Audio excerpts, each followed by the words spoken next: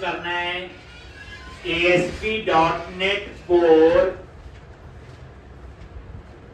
ASP.NET Core, और यहां जो टेम्पलेट चूज करोगे ये टेम्पलेट चूज करना है ASP.NET Core Web App MVC, model view controller.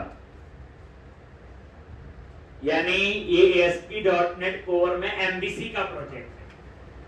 जो आपको पहले MVC पढ़ाया गया वो ASP.NET, ये क्या है ASP.NET Core।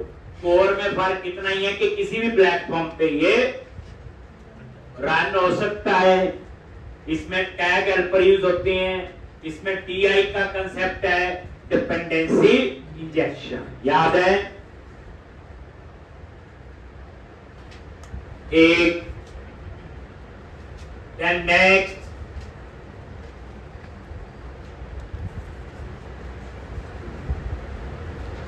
और यहां पे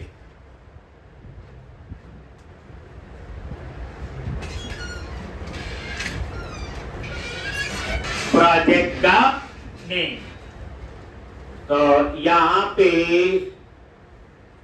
ecom अंडरस्कोर प्रोजेक्ट अंडरस्कोर 1033, ऐसे ई कॉमर्स प्रोजेक्ट का नाम दे दिया ecom अंडरस्कोर प्रोजेक्ट 1033।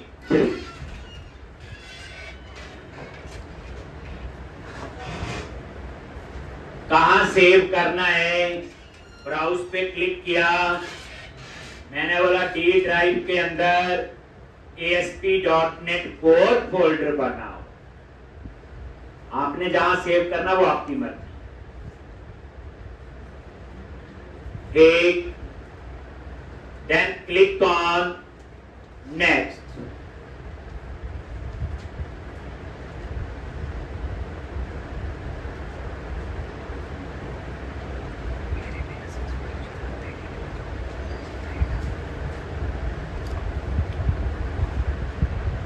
वही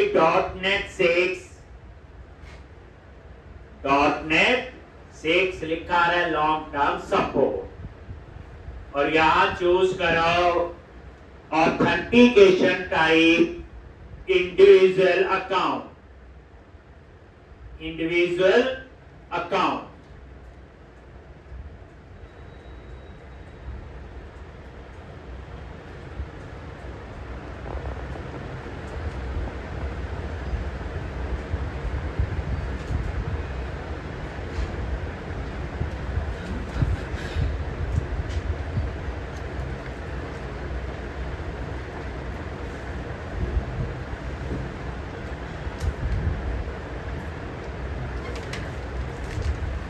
एक then click on individual account से क्या है, तो यहां पे अब हम एक नया फ्रेमवर्क यूज करेंगे, ऑथेंटिकेशन, ऑथराइजेशन, लॉगिन, रजिस्टर। उसके लिए हम यूज करेंगे आइडेंटिटी फ्रेमवर्क। हमने जो अभी पढ़ा that is entity framework, entity framework, लेकिन यहां पे हम लोग यूजर की मैनिपुलेशन के लिए यूज करेंगे और उसका नाम है identity framework, IDENTITY, identity framework. उसका क्या फायदा है? उसमें माइक्रोसॉफ्ट ने 7 टेबल हमें बना के दिए हुए, 7 टेबल उसमें बने, दिखाऊंगा 7 टेबल। जैसे कोई टेबल होगा यूजर के इंफॉर्मेशन के लिए, कोई रोल्स होते हैं, कौन से रोल वाला यूजर है, क्या काम कर सकता क्या नहीं, रोल्स का टेबल होगा, किस यूजर को कौन सा रोल असाइन है वो टेबल होगा। ओपन ऑथेंटिकेशन जैसे login with Facebook, login with Google, login with Twitter, ये सारा कुछ आएगा। तो हम लोग यहाँ पे यूज करेंगे आइडेंटिटी फ्रेमवर्क। तो कोई पूछे आपने ऑथेंटिकेशन ऑथराइजेशन कैसे की, तो आपका आंसर क्या होगा?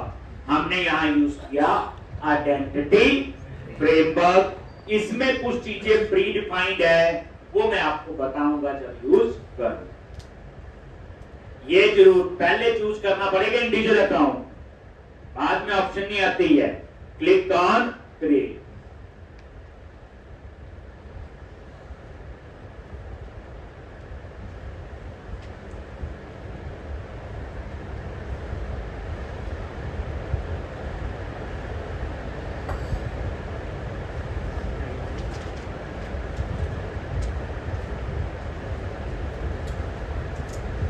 ठीक, यहां पे तो ये आपका जो है प्रोजेक्ट बन गया। क्या चीजें हैं धीरे धीरे बताऊं। अब ये आपका मेन एमबीसी प्रोजेक्ट है।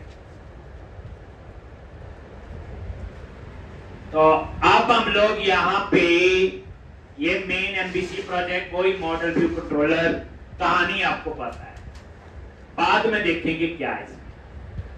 अब आप लोग आपने ऊप्स के अंदर ऑब्जेक्शन पढ़ी है। अब उसका मीनिंग पता है, कोड हाइड होता है, ऐसा कुछ पढ़ा हुआ आपने, लेकिन प्रैक्टिकली हमें कुछ नहीं पता। अब सबसे पहले ऑब्जेक्शन का ही कंसेप्ट में इंप्लीमेंट करूंगा। जैसे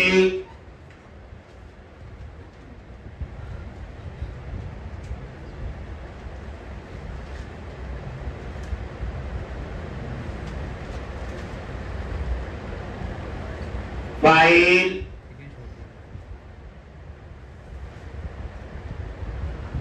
और यहां एक नया प्रोजेक्ट ऐड करना है।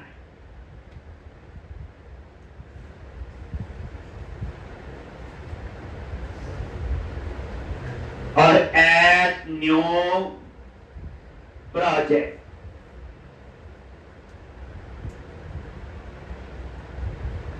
Click on file. अब इसी सॉल्यूशन में बच्चे, ये सॉल्यूशन एक्सप्लोर है, ये एक सॉल्यूशन है। एक सॉल्यूशन में मल्टीपल प्रोजेक्ट आ सकते हैं। अभी ये पहला प्रोजेक्ट ऐड हुआ एमबीसी का, अब मैं एक और प्रोजेक्ट ऐड करूंगा, तभी तो ये पूरा सॉल्यूशन एक्सप्लोर बनता है। अभी तक तो एक ही प्रोजेक्ट यूज करते थे। तो यहां पे file add new project, new project नहीं किया, ऐड न्यू प्रोजेक्ट, ध्यान से। और यहां पे आपने चूज करना है क्लास लाइब्रेरी। ये अलग प्रोजेक्ट है, क्या चूज करोगे? Class library. ये फर्स्ट ऑप्शन ही लिखा आ रहा है क्लास लाइब्रेरी। लैंग्वेज क्या आ रहा है? शीशा। एक तो ये क्लास लाइब्रेरी का कंसेप्ट है। एक ये एंड्रॉइड, लाइनक्स, मैक, विंडो सब पे ये हम नई चीज इसमें यूज करें। तो ये class library, then click on next. Class library क्या बताऊंगा? क्लास लाइब्रेरी ये टेम्पलेट है, project for creating a class library that target .NET और .NET स्टैंडर्ड। मतलब ये .NET कोर पे भी चलेगा, .NET स्टैंडर्ड पे भी चलेगा। Then click on next. और इस प्रोजेक्ट का नाम क्या रखोगे? ecom _ project _ 1033 dot. और इसमें मैंने क्या करना है? मॉडल्स। क्या बनाने हैं? मॉडल्स। तो डॉट मॉडल्स लिख दिया। जो एमबीसी में हम मॉडल ऊपर बनाते थे, तो वो था छोटा सा प्रोजेक्ट, 2-4 मॉडल बनाने हैं। लेकिन प्रोजेक्ट में तो हजारों मॉडल बनेंगे। जिस प्रोजेक्ट पे 2 साल काम चल रहा है, उसमें तो हो सकता है आपके 1000 टेबल बने, 1000 मॉडल बने। तो एमबीसी में वो मॉडल फोल्डर तो बेचारा भर जाएगा। तो हमने क्या किया, मॉडल्स के लिए अलग प्रोजेक्ट बनाया, इसमें सारे मॉडल्स बनाएंगे, तभी डॉट मॉडल्स लिखा है। वैसे नाम कुछ भी रख सकते हैं, ये मैंने ऐसा रख दिया प्रोजेक्ट का name dot models. Then click on next, .NET 6 support, then click on create. और ये देखो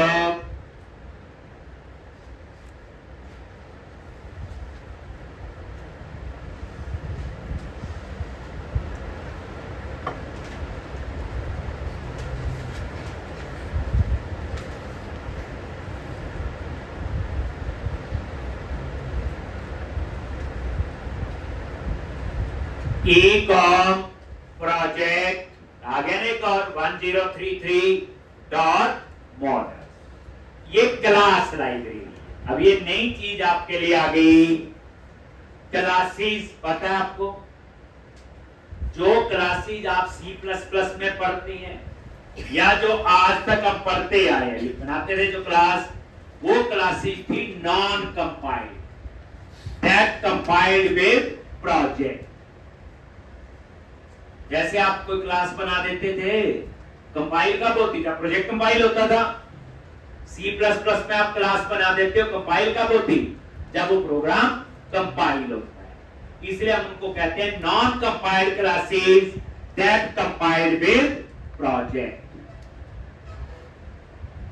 तो जो क्लासेस हम आज तक पढ़ते आए कल तक, वो थी नॉन कंपाइल्ड क्लासेस, और उनका स्कोप कितना होता था, within the application। जैसे खाली प्रोजेक्ट खत्म किया, मॉडल फोल्डर में क्लास बनाइए, तो वो उसी प्रोजेक्ट में यूज होगी, दूसरे प्रोजेक्ट में यूज नहीं होगी। इसलिए उनको हम कहते हैं non compiled classes that compile with project, और उसका स्कोप होता है within the application। और ये सेम जो C++ की आप पढ़ते आए।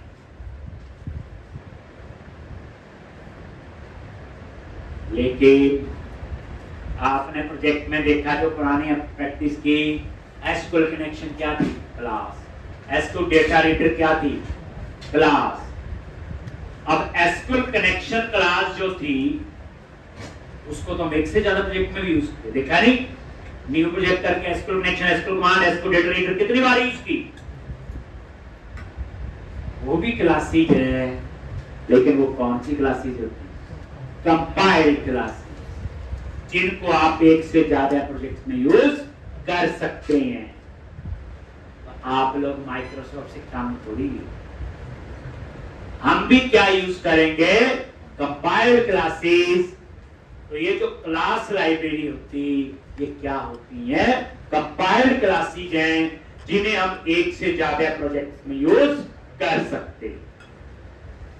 आपके सामने जिसका लाइव एग्जांपल है, SQL connection, SQL command, SQL data reader. क्या वो डीबी कॉन्टेक्स्ट लिखते थे, क्या है, जो हमने नहीं बनाई, सारी कंपाइल्ड क्लासेस है, जिनका सोर्स कोड थोड़ी भी मिलता है, लेकिन उनको आप एक से ज्यादा प्रोजेक्ट में यूज कर सकते हैं। तो जो क्लास लाइब्रेरी होती, पहली बात वो कंपाइल्ड क्लासेस हैं, उन्हें हम एक से ज्यादा प्रोजेक्ट्स में यूज कर सकते हैं, लेकिन उनका कोड हाइड होता है। आपको नहीं पता इसको कनेक्शन क्लास के पीछे क्या कोड लिखा हो। जो हम एफ12 करते हैं, कोड थोड़ी होता, वो तो उसकी स्ट्रक्चर होता है, अंदर की प्रोग्रामिंग नहीं होती। तो जो क्लास लाइब्रेरी होती है, वो क्या होती है, आपकी कंपाइल्ड क्लासेस हैं, जिन्हें आप लोग एक से ज्यादा प्रोजेक्ट्स में यूज कर सकते हैं। उनका कोड हाइड होता है, उसका सोर्स कोड थोड़ी है हमारे पास। एस्टिमेशन स्कोर कमांड एस्टिमेट कहां है, नहीं है ना, हम तो सिर्फ ऑब्जेक्ट बनाते हैं और यूज करते हैं। ऐसे ही हम भी चाहते हैं कि हम भी कंपाइल क्लासेस बनाएं, जिसके ऊपर हमारा पूरा कंट्रोल हो, कोई क्लासेस को मॉडिफाई ना कर सके, सिर्फ उनको यूज कर पाए। उसके लिए हमें बनानी पड़ेगी क्लास लाइब्रेरी। कोड भी हाइड है, आगे आप सेक्शन वाला कहानी। मैं हमेशा कहता हूं ये 10-12 तरीके हैं पूरे इसमें प्रोग्रामिंग। एक, लेकिन शर्त है कि प्रैक्टिकली उनका नॉलेज होना चाहिए। अब यहाँ पे तो ये मॉडल्स नाम से एक प्रोजेक्ट बनाया, ये क्लास लाइब्रेरी है। इसमें हम कंपाइल्ड क्लासेस बनाएंगे जिन्हें हम एक से ज्यादा प्रोजेक्ट में यूज, ठीक है जी। लॉन्च, ये क्लास 1 लिखा आ रहा है, इसको डिलीट कर देता है।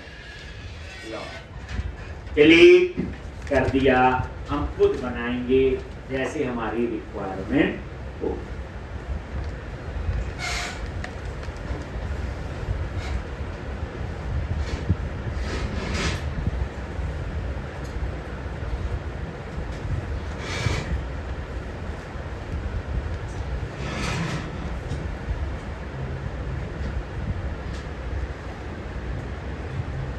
हो गया जी। अब आप लोगों ने क्या करना है, ये आपके 2 प्रोजेक्ट हो। अब एक और, जैसे एप्लीकेशन डीबी कॉन्टेक्स्ट वगैरह डाटाबेस का सारा काम, उसके लिए हम एक और क्लास लाइब्रेरी बनाएंगे। Click on file, add new project, इसमें डाटाबेस का तामझाम लिखें। न्यू प्रोजेक्ट और यहां चूज करो अगेन क्लास लाइब्रेरी। आ गया वहां पे वो टेम्पलेट, और इसका नाम रख लो ecom project _1033 dot data access.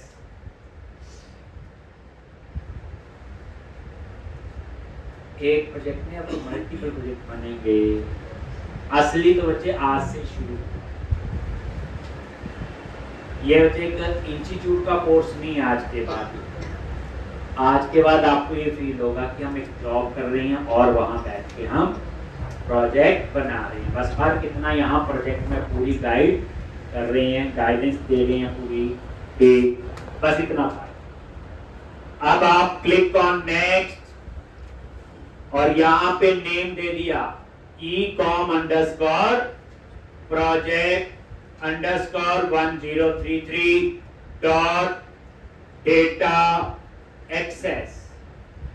Dot data access, इसमें क्या काम होगा, डेटाबेस। हम इस प्रोजेक्ट में मल्टीपल एमबीसी प्रोजेक्ट यूज करें।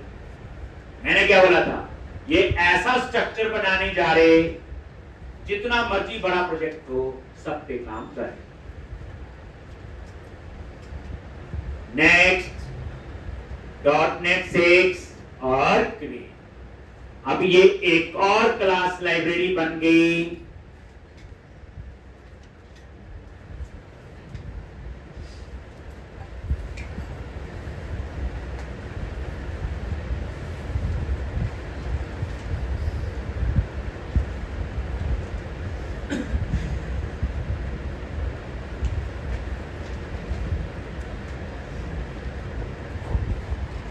ये डाटा एक्सेस और ये क्लास 1, और राइट क्लिक किया,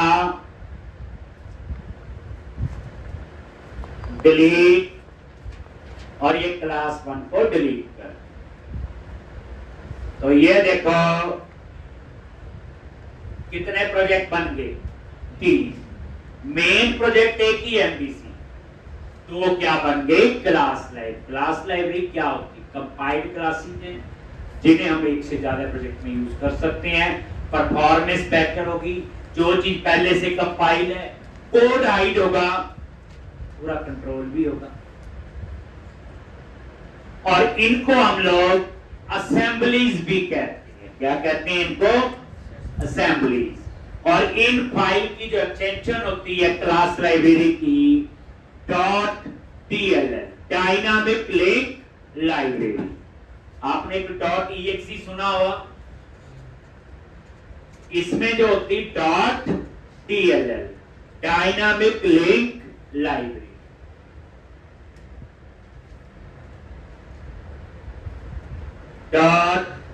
.dll यानी जो कंपाइल क्लास बनेगी उसकी एक्सटेंशन क्या होगी, .dll, डायनामिक लिंक लाइब्रेरी।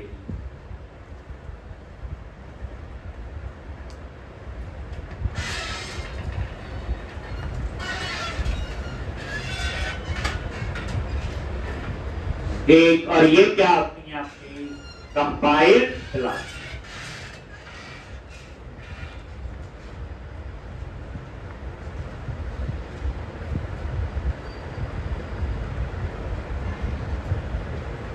एक तो डॉट डीएलएल क्या आपकी, आप देखना कभी सर्च पे जाना, वहां लिखना star dot DLL, number of DLL आ जाएंगी सिस्टम फोल्डर में। तो इतनी बड़ी कंपनी डीएलएल यूज कर रहे तो हम क्यों ना यूज करें, काम थोड़ी है आप।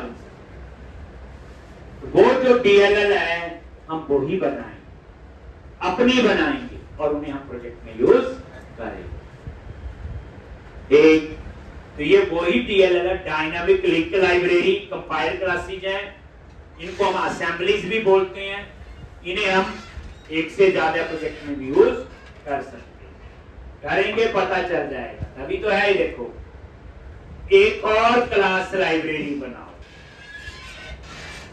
File add new project, class library,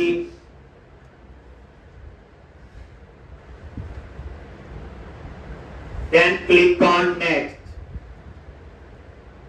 और इसका नाम आपने रखना है ecom underscore project underscore this dot utility.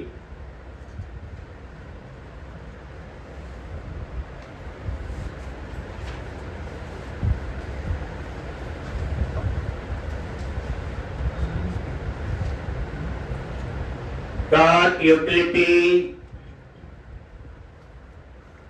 then next,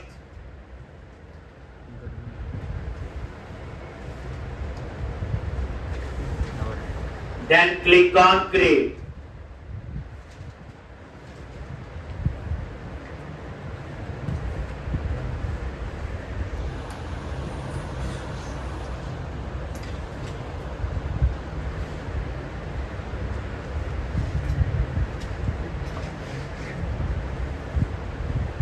तो डॉट यूटिलिटी ये एक ऐसी क्लास लाइब्रेरी है, इसमें मैंने कॉमन कोड लिखना है।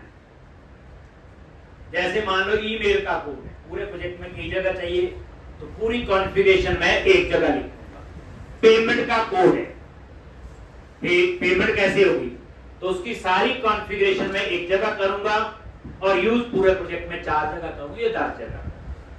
तो ये क्या आपकी एक यूटिलिटी, इसमें हम लोग स्टैंडर्ड कोड लिखेंगे जो पूरे प्रोजेक्ट में हमें चाहिए।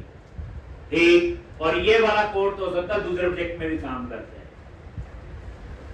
और ये आपने डिलीट कर दी क्लास, तो ये 3 मैंने क्लास लाइब्रेरी बना ली ऐसे।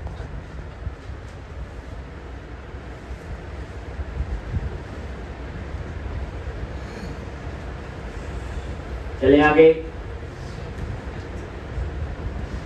अब आप लोग इनको कंपाइल कर लो एक एक करके। कैसे, यूटिलिटी पे राइट क्लिक किया और क्लीन, पहले कहां पे गए, क्लीन,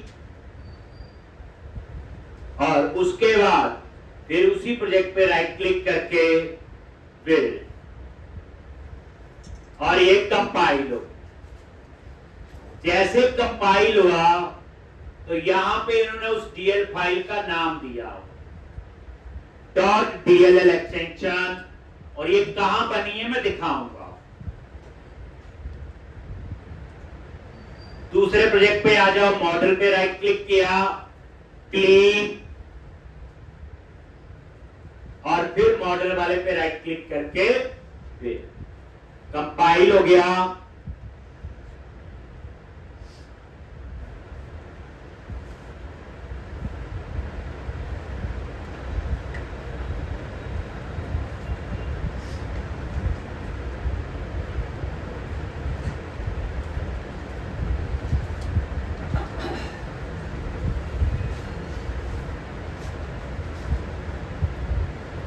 एक अब डेटा एक्सेस वाले पे भी क्या किया, क्लीन और राइट क्लिक किया और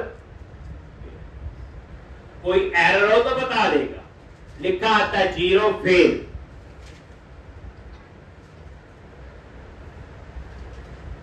और यहां पे मेन प्रोजेक्ट पे गए, क्लीन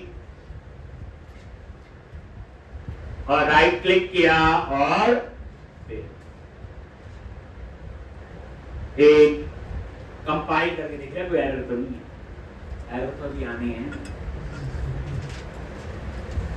एक लिखा होता है एरर आ रहा है। अब ये देखो डीएल फाइल कहां बनी है।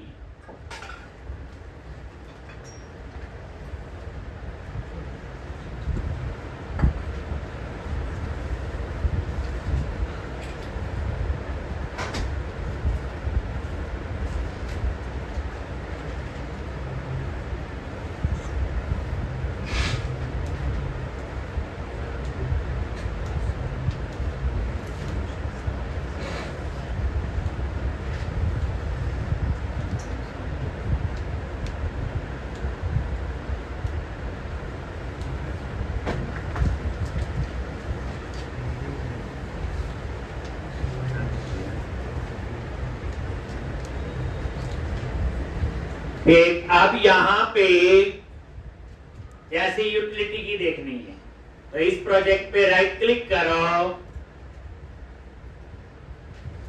और यहां पे open folder in file explorer, open folder in file, वो विंडोज एक्सप्लोरर पे चला जाएगा। Open folder in file explorer और ये देखो आ गया।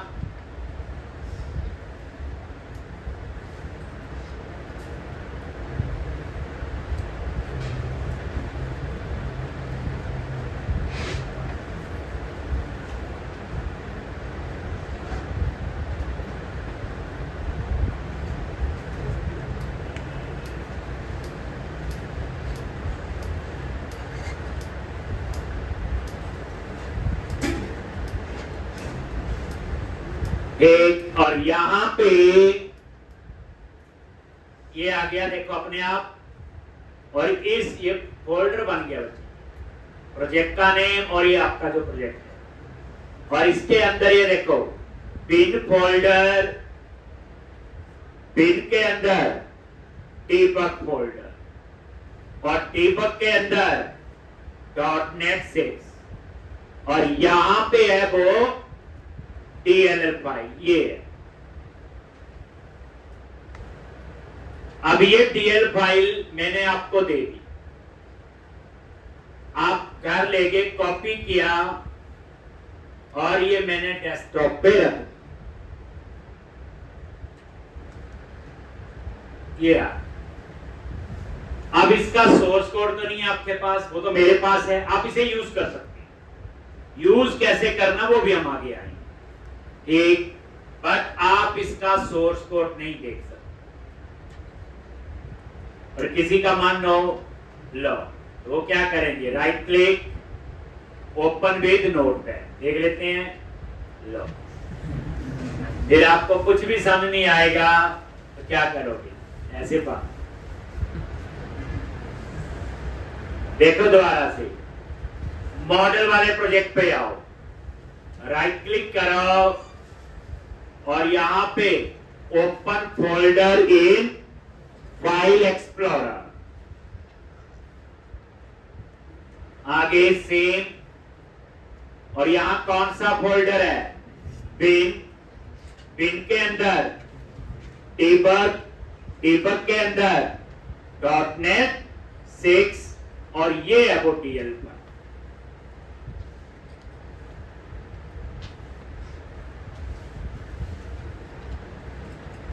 ठीक, ये है वो DL फाइल।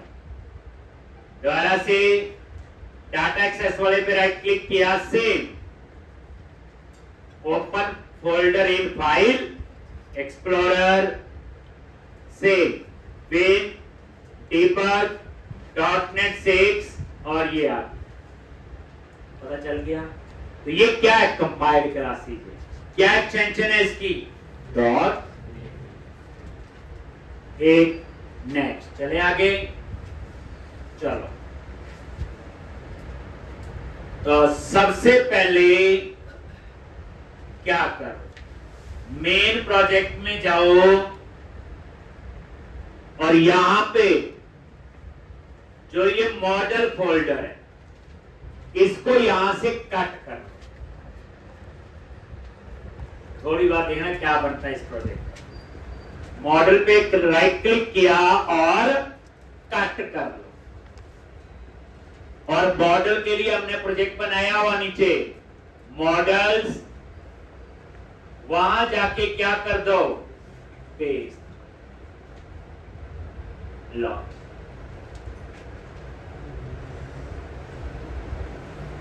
इसका मतलब है मॉडल्स यहां पे बन एक, और इस फोल्डर के अंदर है एरर व्यू मॉडल। ये व्यू मॉडल क्या है अभी नहीं पता है, इसलिए आप इसे कंफ्यूज नहीं करेंगे। तो इस फोल्डर का नाम चेंज कर दो, रीनेम, और इसका नेम दे दो व्यू मॉडल्स। ये नई चीज सिखाऊंगा, मॉडल तो पता है, ये व्यू मॉडल थोड़े से अलग हो। बस मैंने क्या किया, फोल्डर का नाम चेंज करके मॉडल्स की जगह क्या कर दिया, व्यू मॉडल। अब जब आपने उसको वहां से कट पेस्ट किया तो ये क्लास बनी हुई है किसके अंदर, और इसका नेम स्पेस जो है ये भी चेंज होगा ना फिर। अब ये जो नेम स्पेस है ये तो नहीं आया, इसका नेम स्पेस क्या बनेगा, जो ये है प्रोजेक्ट का name dot models dot view model. और इस नेम स्पेस को बच्चे क्या करो, पहले ठीक कर। याद रखना ये नहीं कि जो आ रहा है ठीक है, तो बाद में आप कंफ्यूज हो जाएंगे। मतलब कहने का इसका नेम स्पेस व्हाइट बोर्ड वो आया था जो ऊपर, मैंने तो वहां से कट कर दिया। अब इसके हिसाब से नेम स्पेस क्या है, मुझे तो पता है डॉट व्यू मॉडल्स लिखो हो जाएगा। अगर आपको नाम पता चले तो एक काम करो, व्यू मॉडल पे राइट क्लिक करके एक सिंपल क्लास ऐड करो, सिंपल क्लास। और ये देखो क्या नेम स्पेस बना, बोलो यही बना ना, ठीक। तो आप क्या करो, ये नेम स्पेस कॉपी करो, कोई स्पेलिंग गलत ना हो। ये नेम स्पेस का बहुत रोल है, नहीं तो बाद में परेशानी नहीं होगी, ठीक। तो ये मैंने नेम स्पेस ठीक कर, तरीका बता दिया ना। बाद में इस क्लास को डिलीट कर दो, क्लास 1 जो हमने वैसे ही ऐड किया। हो गया जी। अब आप क्या करो, इसको कंपाइल कर, देखो कोई एरर तो नहीं है, क्योंकि जब कट पेस्ट किया तो कहीं ना कहीं तो एरर हो सकती है जब आप छेड़खानी करोगे ऊपर वाले प्रोजेक्ट से।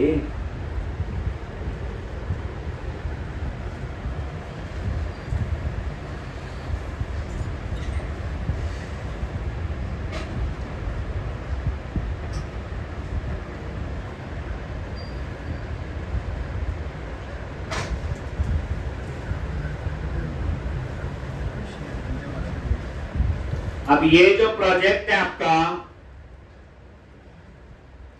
मॉडल वाला, राइट क्लिक करके क्लीन,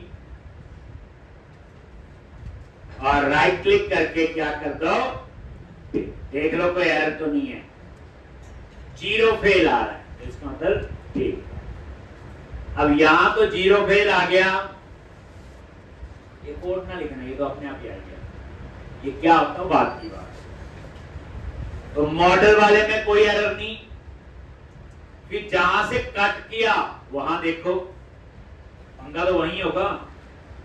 जहां से आपने क्या किया, देखो हट गया ना यहां से, तो क्या करोगे, इस मेन प्रोजेक्ट को भी क्लीन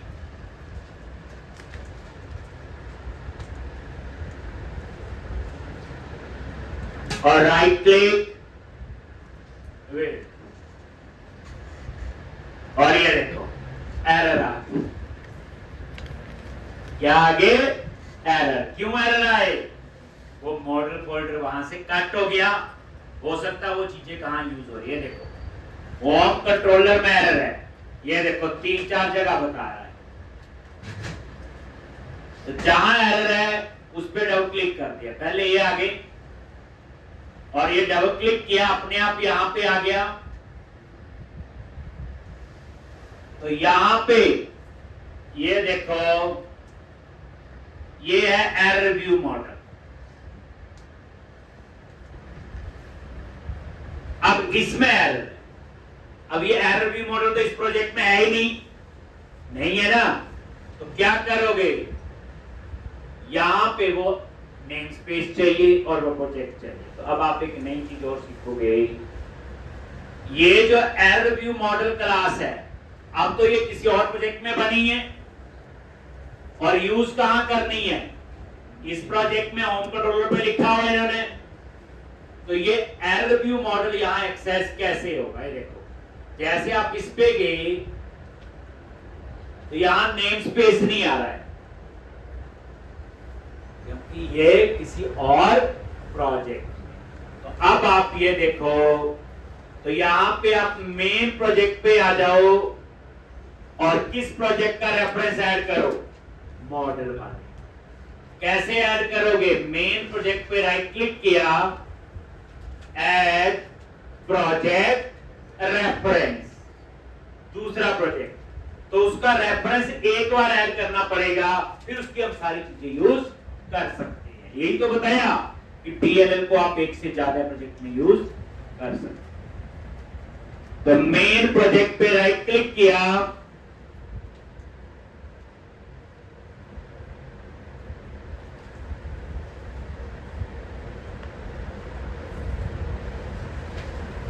ऐड प्रोजेक्ट रेफरेंस, और कौन सा है, ये मॉडल,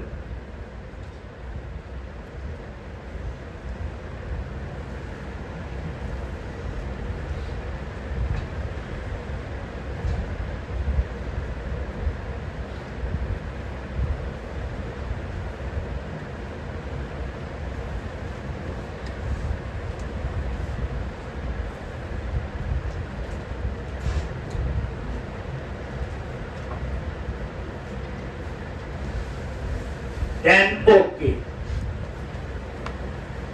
और ये इस प्रोजेक्ट में ऐड हो। देखना आपने, ये देखो ये मेन प्रोजेक्ट पे डबल क्लिक किया और यहां पे ये प्रोजेक्ट रेफरेंस ऐड हुआ, ये हो गया ना नीचे, कौन सा, एक। अब आप की जो एरर आ रही थी होम कंट्रोलर पे, उसको ठीक कर लो। कैसे, अब यहां पे गए और यहाँ नेम स्पेस एरर चली गई और वो नेम स्पेस ये ऊपर ऐड हो गई क्योंकि दूसरे प्रोजेक्ट में है ना, और ये ऊपर वाला तो नेम स्पेस है ही नहीं, इसको क्या कर दो, डिलीट कर दो। तो इतना पंगा लोगे, थोड़ी देर बाद आप ही नहीं पहचानोगे ये क्या हो। दोबारा चले, अब फिर कंपाइल करके देखते हैं कोई और एरर तो नहीं है, ये अपने आप आ गया तरीका। तो जो भी है मेन प्रोजेक्ट पे राइट क्लिक किया, क्लीन, जीरो फेल आ गया, क्या आ गया, जीरो फेल। अब कंपाइल करके देखो, पता तो कंपाइल से चलेगा, लॉन्च, अभी भी एरर है। अब ये एरर है व्यू के अंदर शेयर्ड में लिखा हुआ पाथ आगे, तो यहां पे गए मेन प्रोजेक्ट, व्यूज और शेयर, और शेयर में आपकी error.cshtml फाइल है। कौन सी है? error.cshtml। और सबसे ऊपर देखो क्या है, एरर व्यू मॉडल। अब ये एरर व्यू मॉडल यहां तो है ही नहीं, इसका तो पूरा नेम स्पेस देना पड़ेगा। पहले तो यही था, वहां लिखा हुआ था कहां पे एरर है। तो ये एरर व्यू मॉडल के आगे क्या लिखना पड़ेगा? ecom project dot model dot view model dot ये।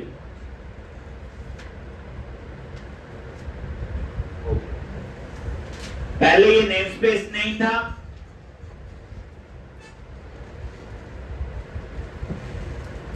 कितनी बार करना पड़ेगा मुझे? 5-6 बार। अभी कोड थोड़ा रट्टा मार लो। अब फिर कंपाइल करके देखो तो यार इधर छोटी छोटी चीज करके देखनी है, नहीं तो पता चले एरर ज्यादा आगे कोड कम था। एक छोटा छोटा जो चीज चेंज हुई एकदम से देखो। ये देखो पूरा नेम स्पेस लिख दिया।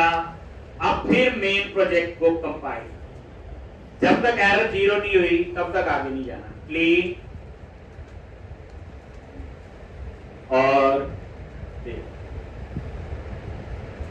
लो 0 फेल आ गया तो हमारा काम हो क्लोज हो गया जी। अब नेक्स्ट स्टेप देखिए। अब यहां पे एक डेटा फोल्डर है ये, और इसमें क्या करो, अब इस फोल्डर को भी कट कर लो। इसमें ना माइग्रेशन वगैरह अपने आप बना हुआ। एप्लीकेशन डीबी कॉन्टेक्स्ट कब बना? जब मैंने ऑथेंटिकेशन टाइप चूज की थी इंडिविजुअल अकाउंट, और उसमें अपने आप अप्लाई हो गया था इस पे आइडेंटिटी फ्रेमवर्क, और इसमें कनेक्शन सिंक भी अपने आप लिखा हुआ है इन्होंने, हम देख लेंगे एक बार। और 7 टेबल भी बनी एक। तो अब क्या करो, इस डेटा फोल्डर को क्या करो, यहां से कट कर लो।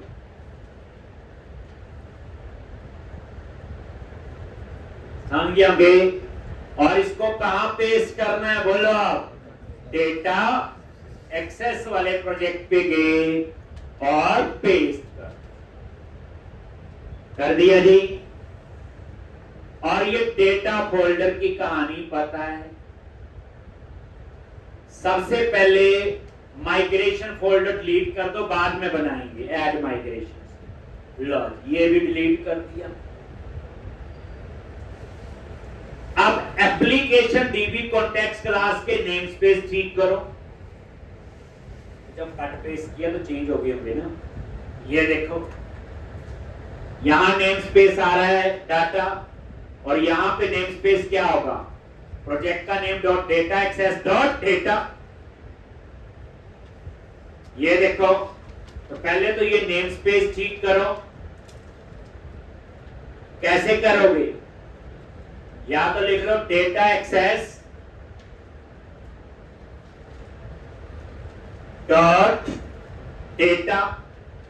अगर आपको नहीं आता, स्पेलिंग गलती ना हो जाए कोई, तो डेटा पे राइट क्लिक करके एक क्लास ऐड कर लो। एक यही नेम स्पेस है, देखो भला। कॉपी किया और यहां पे पेस्ट कर दिया।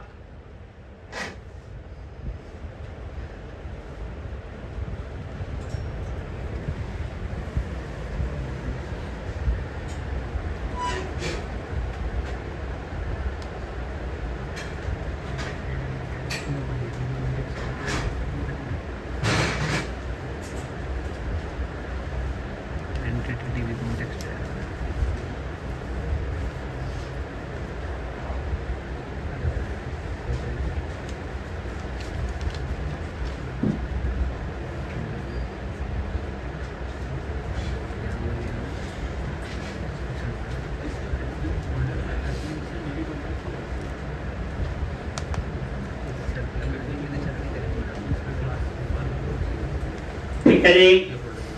और ये डेटा, उसके बाद इस क्लास को क्या करो, यही था ना, कॉपी और यही नेम स्पेस यहाँ पे आ गया और क्लास 1 को डिलीट कर, देन ओके। अब ये तो हो गया। और ये एप्लीकेशन डीबी कॉन्टेक्ट्स, ये वही क्लास है, बट हम लोग डीबी कॉन्टेक्ट्स लिखते थे, याद करो। यहां क्या है, आइडेंटिटी डीबी कॉन्टेक्ट्स। तो फिर इसका आइडेंटिटी डीबी कॉन्टेक्ट्स के लिए पैकेज वही, हम यहाँ एंटिटी फ्रेमवर्क नहीं यूज हो रहा है, यहाँ क्या यूज हो रहा है, आइडेंटिटी फ्रेमवर्क, जिसमें क्या है, ऑथेंटिकेशन, ऑथराइजेशन सारी उसमें आपकी इनबिल्ट है। अब इसका पैकेज, इंस्टॉल पैकेज,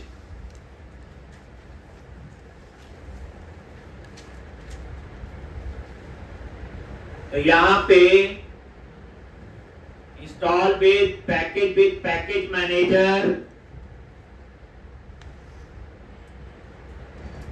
आ गया यहां पे नेम, और ये फर्स्ट वाला ये है microsoft.asp.NET Core.Identity Framework Core। But यहां वर्जन देखो, वर्जन हम .NET 6 यूज कर रहे हैं। क्या यूज कर रहे हैं, .NET 6। तो .NET 6 का जो लेटेस्ट है वो यूज करना है, ठीक। तो 6.0.31 एक ये सिलेक्ट करना है। .NET 6 है ना, अभी 7 और 8 पे तो काम हो रहा है, ये 6.0.31। और याद रखना सारे प्रोजेक्ट में जो भी पैकेज यूज करोगे वर्जन ये रखेंगे। अब ये 4 प्रोजेक्ट है, अगर ये चारों में पैकेज तो वर्जन ही होगा, ये नहीं कि कहीं 6.0.31, कहीं पे 6.0.30, कहीं पे 6.0.28, तो नहीं चलेगा, सेम वर्जन होना चाहिए। और इंस्टॉल आई एक्सेप्ट,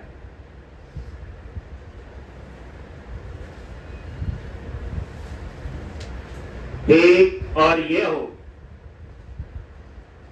ठीक। जब ये इंस्टॉल हो गया, ये देखो एरर भी चले, और यहां पे चेक भी कर लो, डाटा एक्सेस वाले पे डबल क्लिक किया और ये देखो हो गया इंस्टॉल। ये पैकेज का नाम है, लिखना तो लिख लो, और ये वर्जन 6.0.31। एक आध दिन और ऐसे लगेगा ही करे, पर ये प्रोजेक्ट का आप लोग जब मेरे 10-12 लेक्चर लग जाएंगे, और ये प्रोजेक्ट आप किसी को भी दिखाना जो इंडस्ट्री में जॉब कर रहा होगा, वो बता देगा आपको ये प्रोजेक्ट बनाने का क्या सिस्टम है और आप ठीक यूज कर रहे हो कि नहीं। हो गया जी। और अब वो एरर चले, इस पे थे एप्लीकेशन डीबी कॉन्टेक्स्ट, ठीक। अब हम लोग इसको कंपाइल कर लो, डेटा एक्सेस को क्लिक और राइट क्लिक करके और 0 पे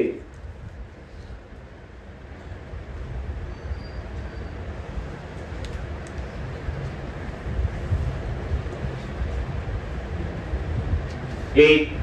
अब जहां से कट हुआ, देखो ना डाटा फोल्डर है ना मॉडल फोल्डर, थोड़ी देर बाद कंट्रोलर भी नहीं होगा। ये एमबीसी पहचानना भूल जाओगे क्या।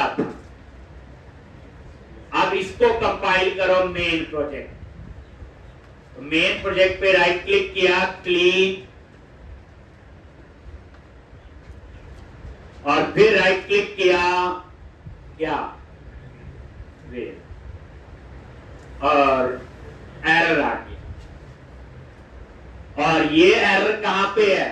program.cs में, जहां एप्लीकेशन डीबी कॉन्टेक्स्ट यूज हुई हो। डबल क्लिक किया, ये देखो। अब इसका नेम स्पेस पहले ही ये था। अब ये एप्लीकेशन डीबी कॉन्टेक्स्ट इस प्रोजेक्ट में है ही नहीं, दूसरे में। अब ये डेटा एक्सेस वाला प्रोजेक्ट जो है, इसकी क्लास को उसमें यूज करना है, तो इसका क्या करोगे? रेफरेंस ऐड कर। ठीक, तो फिर मेन प्रोजेक्ट पे आ जाओ पहले। नहीं तो आएगा ही ना, देखो आप इस पे नेम स्पेस को आएगा ही नहीं। ये तब आएगा जब उस प्रोजेक्ट को ऐड करोगे जिसमें एप्लीकेशन डीबी कॉन्टेक्स्ट। तो डेटा एक्सेस पहले मॉडल वाला ऐड किया था, तो मेन प्रोजेक्ट पे राइट क्लिक किया, ऐड प्रोजेक्ट रेफरेंस, और ये डेटा एक्सेस। मॉडल तो ऑलरेडी है इसमें। डेटा एक्सेस वाला प्रोजेक्ट सेलेक्ट कर लिया।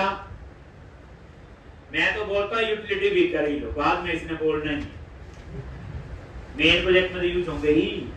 बेसिकली 3 क्लास लाइब्रेरी, एक उनको आपने मेन प्रोजेक्ट में यूज करना है, तो तीनों को रेफरेंस ऐड कर लो। क्या जब आपका ये ऐड हो गए, अब यहां 3 रेफरेंस होंगे। देखना, पहले एक था, कितने आ गए? 3 आ। यूटिलिटी, डाटा एक्सेस और मॉडल। अब आप लोग program.cs में गए और इस एप्लीकेशन डीबी कॉन्टेक्स्ट पे गए, और ये देखो ये इसका नेम स्पेस आ गया, और ये देखो ये ऊपर ऐड भी हो गया। और ऊपर वाला नेम स्पेस तो आपका नहीं, तो इसको क्या किया? हटा दिया, और यहां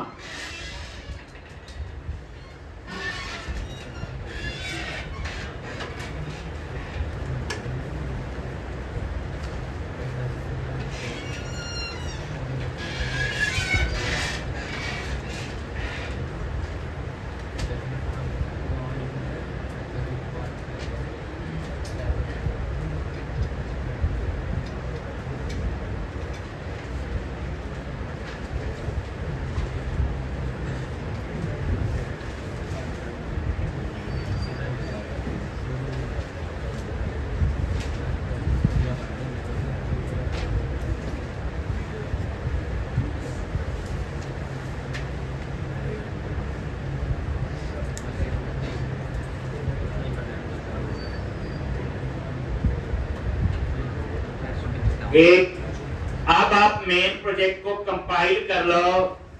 राइट क्लिक, क्लीन, और राइट क्लिक, फिर एरर आ गई। अब ये प्रोजेक्ट फाइल में एरर आई है, और ये जो प्रोजेक्ट फाइल है, ये वाली, ये इसमें, ये वाली मेन, ये रेफरेंस, ये एरर इस वजह से आई कि यहां पे जो इंस्टॉल पैकेज है वो क्या है? 6.0.28, और मैंने वहां कौन सा किया? 3 या मैं उसको 28 करूं, या इनको 3। ठीक, तो यहां पे तरीका देख लेते हैं। अप्लाई करके चल गया, लो क्या पता चल ही जाए।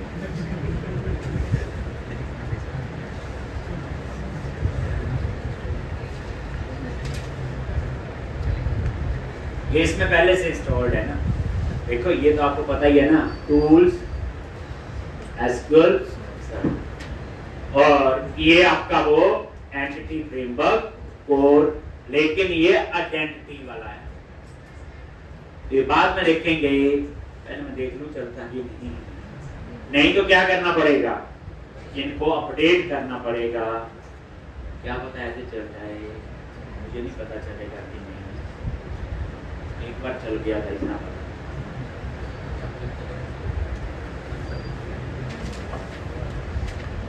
अब फिर इसे कंपाइल करो, रीड, क्लीन और एक लॉस। तो एक आसान सा आपको पता चल गया, ये वर्जन ऐसे ही अपडेट हो गई। एक तो अब कोई इसमें एरर नहीं। अब 3 मंथ लेटेस्ट है ना, तो सारे प्रोजेक्ट में यही यूज करना, बस इतनी बात याद है। अब आप लोग ये क्लोज कर दिया, ये हो गया इतना जी। अब उसके बाद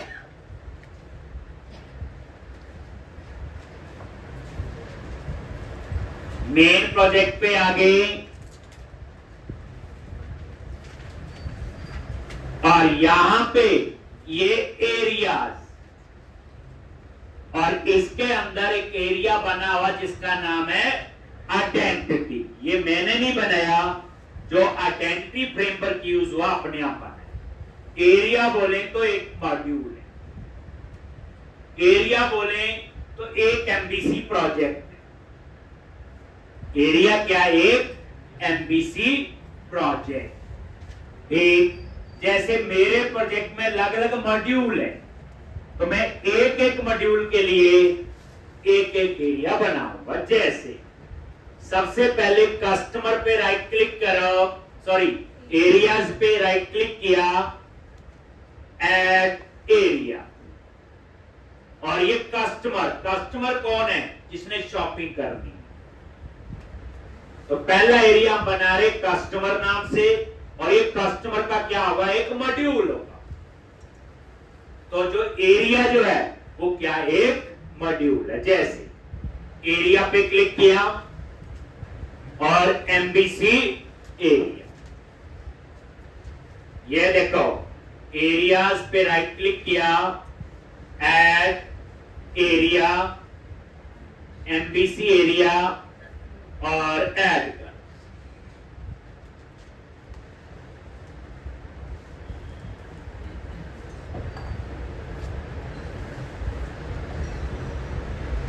और यहां पे कस्टमर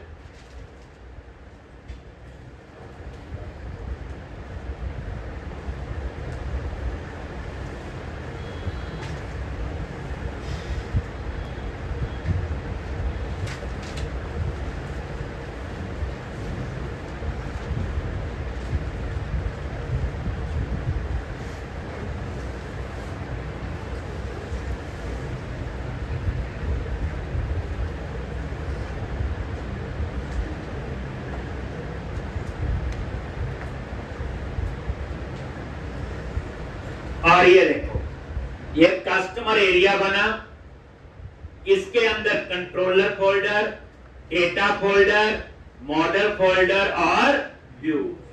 तो एरिया मतलब क्या हो गया? 1 area equal to 1 MVC project. तो अब इस प्रोजेक्ट में मल्टीपल एमबीसी प्रोजेक्ट होंगे, क्योंकि मेरे प्रोजेक्ट में मल्टीपल मॉड्यूल। अब इस कस्टमर एरिया से डेटा फोल्डर को क्या करो? डिलीट कर दो, क्योंकि डेटा वाला काम तो डेटा एक्सेस वाले प्रोजेक्ट में। मॉडल फोल्डर पे राइट क्लिक किया, इसको भी क्या कर दो? डिलीट, और क्योंकि मॉडल वाला प्रोजेक्ट अलग, जो नीचे बनाए हैं डेटा एक्सेस और मॉडल, ये दोनों फोल्डर मैंने, अब यहां पे कंट्रोलर है और एक व्यू।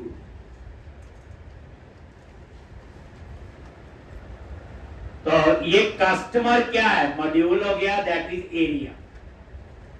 कस्टमर कौन है? जिसने शॉपिंग करनी। जैसे आप लोग, हम लोग फ्लिपकार्ट पे जाते हैं, यूजर बन के शॉपिंग करते हैं, ये वो है कस्टमर। अब यहां पे एक मेन आपका एरिया के बाद कंट्रोलर फोल्डर है बना हुआ बच्चे, इसमें ये होम कंट्रोलर है, इसको यहां से क्या कर लो, कट कर लो और एरिया कस्टमर के अंदर जो कंट्रोलर है उसमें क्या कर दो, पेस्ट। यस, ये पूछ रहा है कि इसके नेम स्पेस में खुद सेट कर दूं, यस, लॉन्च आ गया। ये देखो, और होम कंट्रोलर पे गए, देखो एरिया, इसका नेम स्पेस अपने आप बन गया ना। देखो प्रोजेक्ट का नाम dot areas dot customer dot control, एक ये देखो। और ये जो कंट्रोलर फोल्डर है उसके बाद इसको क्या करो, ये नहीं चले, ठीक।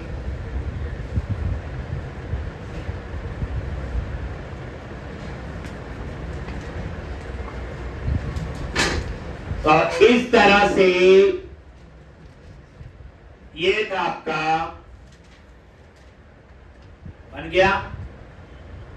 अब यहां पे ये जो होम कंट्रोलर है, तो पहले सीधा एक्सेस हो जाते थे, अब इसका यूआरएल चेंज हो जाएगा। पहले लिखना पड़ेगा एरिया का नाम, then controller name, then action का नेम। पहले क्या लिखते थे, कंट्रोलर नेम और एक्शन का नेम, ठीक। तो अब यहां पे होम कंट्रोलर जो है ये आ गया, ये एरिया के अंदर है, तो इसके ऊपर आपको क्या लिखना पड़ेगा, एरिया, और एरिया का नाम क्या है, कस्टमर। यानी अब ये कंट्रोलर जो है ये किसके अंदर है, कस्टमर एरिया। तो एरिया क्या हो गया, एक एमबीसी प्रोजेक्ट हो गया। एरिया क्या हो गया, एक आपका मॉड्यूल। जैसे आपके प्रोजेक्ट में कई मॉड्यूल हो, जितने मॉड्यूल उतने एरिया बनाता रहूंगा। अब एरिया क्या है, एक एमबीसी प्रोजेक्ट। 2 मॉड्यूल है, 2 एमबीसी प्रोजेक्ट, 3 है तो 3 खाली मॉडल व्यू कंट्रोलर बनाए, एक। तो यहां पे ये ठीक है। अब आपको क्या करना है, मैं चाहता हूं जब रन करे तो यही रन होना चाहिए। तो एक काम करो, ये तो बन गया कंट्रोलर और होम कंट्रोलर। तो यहां व्यूज के अंदर होम नाम से फोल्डर बनाओ, एक, और उसका इंडेक्स। तो इन्होंने ये बनाया हुआ, व्यूज पे गए, यहां पे ये क्या है, होम फोल्डर है। इसे क्या करो, कट करो और इसको एरिया के अंदर कस्टमर में जाओ और वहां पे क्या कर दो, पेज। तो व्यू के अंदर होम और होम के अंदर जो, एक। तो इससे क्या हुआ, जो बाहर व्यू फोल्डर है उसको नहीं डिलीट करना, उसमें से सिर्फ होम वाला फोल्डर हट गया, बाकी तो रहेगा ही, ठीक है। अब हमारा आगे का काम क्या होगा, बोलो, वो कल बताएंगे। तो इस प्रोजेक्ट को 5-6 कॉपी बनाना।